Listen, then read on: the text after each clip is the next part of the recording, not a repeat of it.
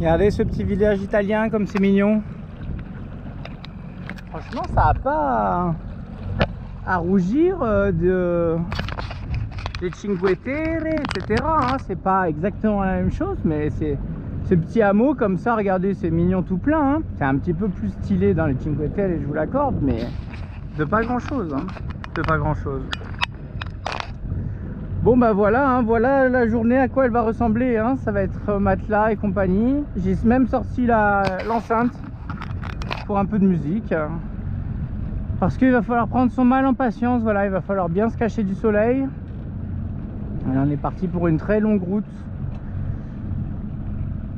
Voilà, bah écoutez, hein, il va falloir, comme je vous l'ai dit, prendre son mal en patience. Normalement de 15h à 19h on devrait toucher du vent, comme c'est censé être prévu, comme c'est censé être le cas.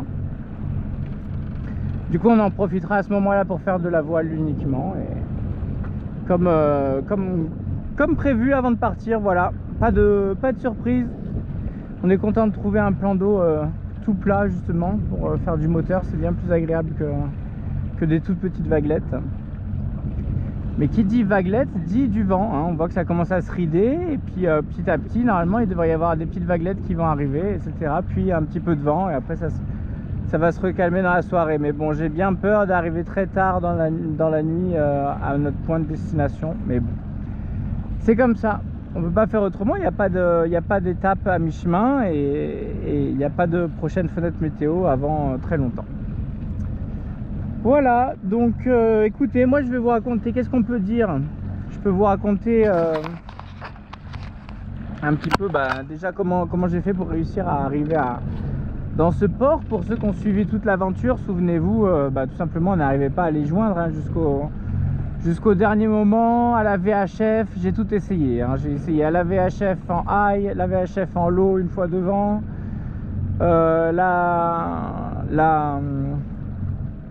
le téléphone, un numéro, puis un autre, etc. Et le numéro officiel, je l'ai appelé le matin à 9h, le matin à 11h, à 11h30, après la sieste à 15h, après l'ouverture à 15h30, après à 17h, à 19h, j'ai tout essayé. Et j'ai jamais rien eu. Bon, on était dimanche, effectivement. J'avais aussi essayé d'appeler au préalable sans avoir non plus de réponse. Et pour pas me retrouver avec encore un procès verbal, j'ai dû forcément prévenir les gardes-côtes pour leur prévenir de mon arrivée, leur prévenir que personne répondait et que est-ce que je pouvais au moins rentrer dans le port pour pouvoir avoir une place pour la nuit et le lendemain matin aller parler directement avec la capitainerie.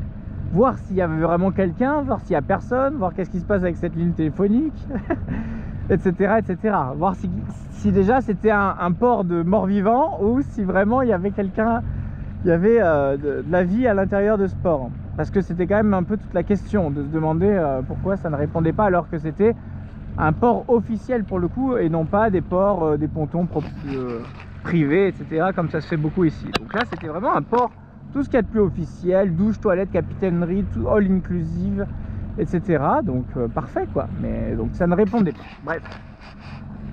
Bon, au final, j'ai rappelé comme je vous dis à la VHF, etc. Personne ne répondait. J'ai redemandé au garde-côte, pour le coup, ils m'ont dit bon rappelez, essayez de les appeler à la VHF quand vous êtes devant, et puis si jamais, vous me rappelez quoi. Donc je le rappelle et je lui dis est-ce que je peux rentrer, il me dit oui, il n'y a pas de souci. Donc je rentre, je m'amarre, etc. tranquillement. Évidemment je me mets pas d'électricité, rien, etc. Je m'amarre en mode transit quoi. Et le lendemain je vais à la capitainerie, toute mignonne, etc. comme vous l'avez vu, hein, toute belle. Des gens à l'intérieur adorables qui m'accueillent à bras ouverts, bonjour, nanana, etc. Je leur explique. Elle me dit ah mais c'est impossible, il fallait appeler pendant les horaires d'ouverture. J'ai fait mais donc là bon j'ai pas voulu parce que ça servait à rien de toute façon de lui prouver sur la liste de mon téléphone, de faire mon bon français en lui montrant mais si je vous ai appelé, regardez là. Donc moi ce qui m'intéressait c'était surtout de parler à quelqu'un et d'authentifier ma présence avec le bateau dans le port quoi, tout simplement. Donc je leur amène tous les papiers, etc. On fait les papiers, blablabla, on discute. Le prix était très correct par rapport à ailleurs, donc c'était très, très sympa. Ils me donnent la clé avec du crédit direct. Parce que c'est un badge avec, comme ça peut se faire dans certains endroits, un badge où dessus vous avez les douches, l'eau, l'électricité, etc., etc. Mais il faut le créditer. Et là, vu qu'on n'est pas encore en haute saison, ils arnaquent pas encore tout le monde à pleine balle. Du coup, les pontons, il y a électricité à foison, et puis ça c'est compris entre guillemets dans la place de port, quoi. Parce qu'il y a très peu de monde, vous voyez, hein, il n'y a personne. Voilà. Donc voilà comment ça s'est fini. Écoutez, en toute sympathie, j'ai discuté un peu avec tout le monde à la capitainerie, même le chef, même le capitaine, etc. Tout le monde était fort sympathique. Malheureusement, j'ai pas pu rester. De toute façon, on ne peut pas rester très longtemps ici puisque on ne peut pas faire d'avitaillement. Donc bon, ça me paraît un peu compliqué comme endroit pour pouvoir y rester 2 semaines et profiter pleinement, quoi.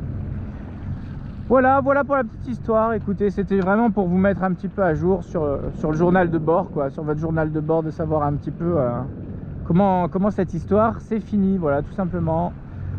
Le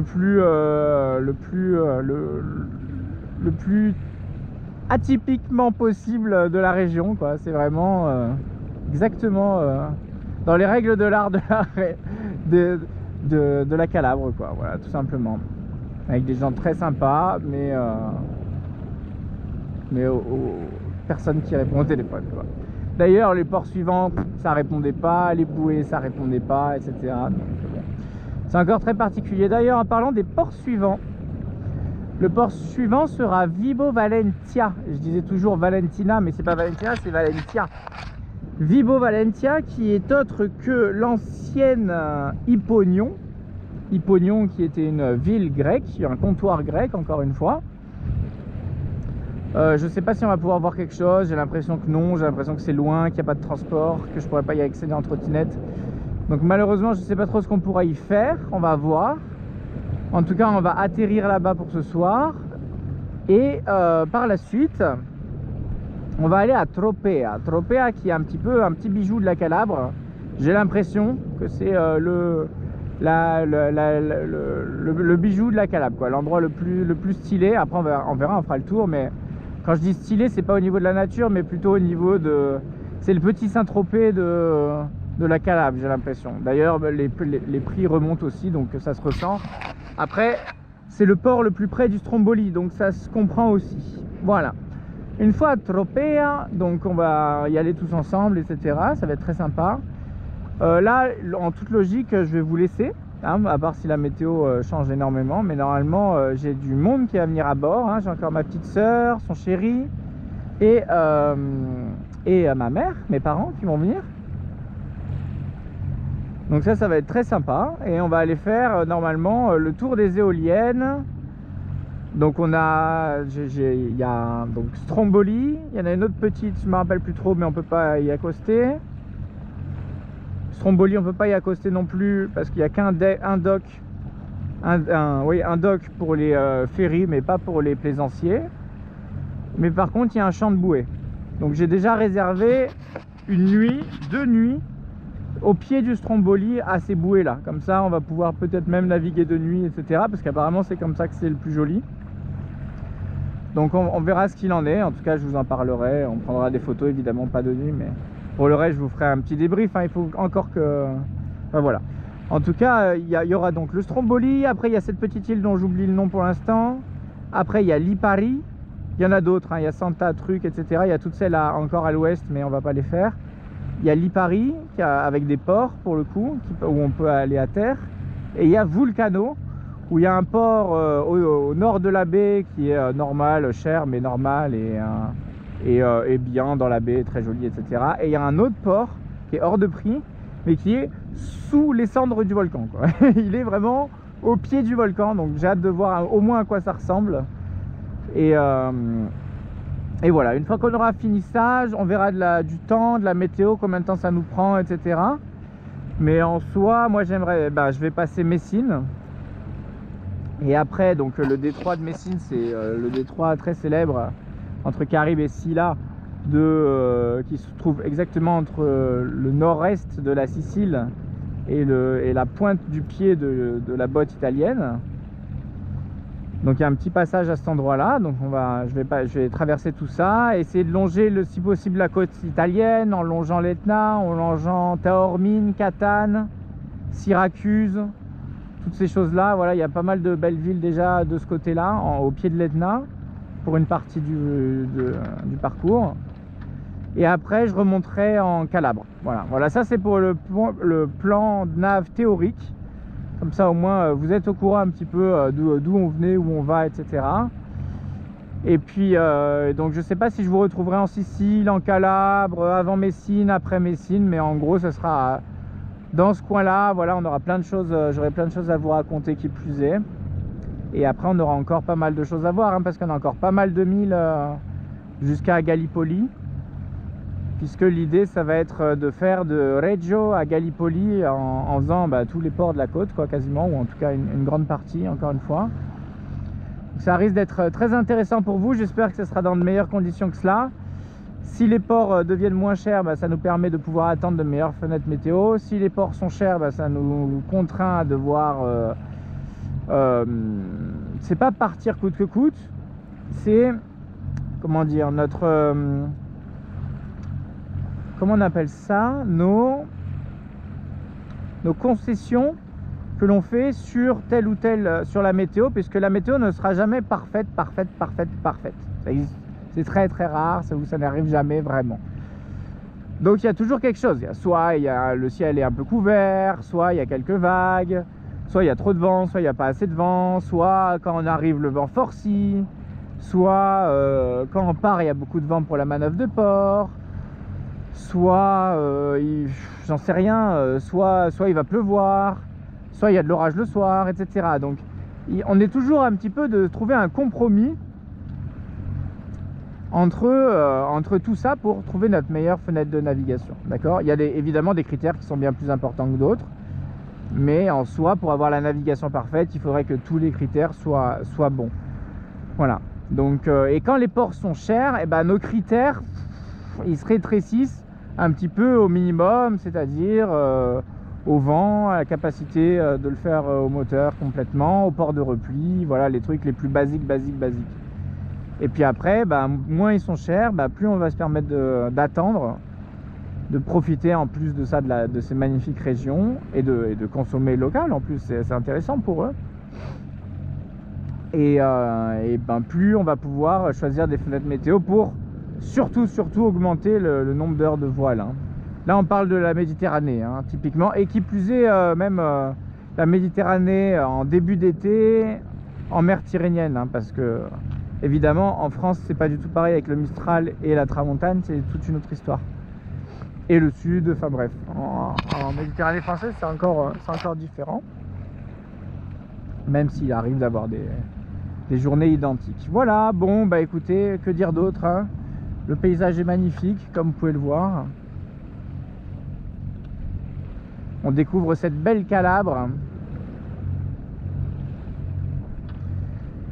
Et on fait direction Hipponion. Voilà, encore une navigation historique. Il y a... On a passé juste la nave d'avant, on a passé encore un autre endroit qui s'appelait Laos, donc qui n'a rien à voir avec le pays, mais qui était une ville grecque aussi également, qu'on a passé dans notre nave précédente. Donc voilà, on est encore en train de parcourir des naves historiques qui ont plus de 2500 ans minimum, donc ça fait quelque chose, ça fait du bien. Voilà, je vous embrasse et je vous dis à bientôt à bord de Saori, en espérant que quand le vent va rentrer, il y en aura assez pour faire du 4 nœuds à la voile. On ne demande pas plus sur un plan d'eau comme ça, c'est pas grand chose, c'est facilement réalisable. Le souci c'est que Saori est chargé comme une mule, vu qu'il y a ma vie à bord, il y a pas mal de choses, vu qu'on est que j'ai prévu aussi pas mal de spares, etc., qu'il y a aussi de quoi vivre et pas uniquement de quoi naviguer. Mais du coup elle est plutôt lourde, donc du coup il faut que dans le petit vent elle est beaucoup moins réactive qu'elle n'a pu l'être quand je venais de l'acheter.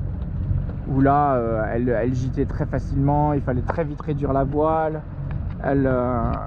Mais par contre elle bombardait dans le petit temps et elle remontait très bien au vent. Là maintenant c'est tranquillou, maintenant c'est un bateau de croisière et on l'aime dans toutes ses formes de toute façon. Mais c'est vrai que étant un petit peu plus lourde, bah, du coup on a une bien meilleure tenue, on va dire, on roule beaucoup moins, j'ai vraiment l'impression qu'on roule beaucoup moins. Et on se fait moins malmener par les vagues également un petit peu. Mais par contre, et bah, du coup il nous faut un petit peu plus de vent pour décoller. Voilà, je vous embrasse et je vous dis à bientôt à bord de Saori. On finit la mer Tyrrhénienne, hein. Et oui, hein. Et oui, c'est quasiment notre dernière grosse nave en mer Tyrrhénienne. D'ailleurs j'ai décidé de un peu couper tout droit, même si bon là on fait route directe pour le coup. Et l'idée ça serait de faire route directe ou presque route écartante pour se donner un maximum de chances de voir des animaux, quoi, parce que là quand même il y a de quoi faire, la visibilité est assez dingue et le plan d'eau est tout plat, donc on rêverait de voir quelque chose, un rorqual, un cachalot, une baleine, même un requin. On n'a jamais vu de requin de notre vie. Je ferais bien un beau requin là débarquer, un truc de 5-6 mètres là, j'en ai jamais vu. Voilà, j'ai vu que je sais pas, le plus gros que j'ai vu c'était quoi, un dauphin, hein, je crois. Dauphin et des seals, c'est quoi, c'est des phoques je crois, ou des otaries, des phoques je crois. Voilà, je vous embrasse et je vous dis à bientôt, bye bye. Regardez comme c'est mignon. Au revoir, Cetraro.